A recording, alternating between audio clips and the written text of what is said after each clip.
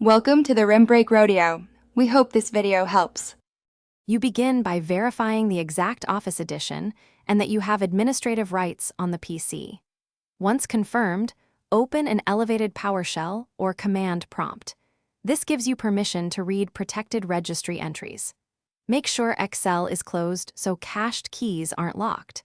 You will run a single command to export the digital product key detail from the machine. This is the only reliable local method, when the product key is stored in the registry or the Microsoft Store linkage. You now run the extraction. Use a short PowerShell script that reads digital product ID from the registry and queries WMI license data. Once the raw binary or token appears, decode it with the same script logic to convert to the human-readable 25-character format. The script handles base conversions and hyphen placement. If the PC used a Microsoft account activation, the script may return a partial token. In that case, you'll confirm the account linkage, next to retrieve the full licensing state.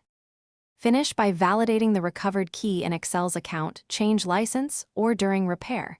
This confirms the key matches the installed product.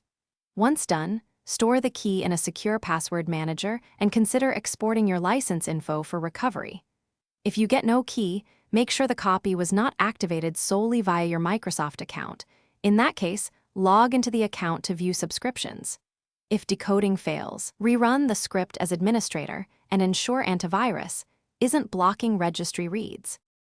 Thanks for watching. Consider subscribing if we helped you.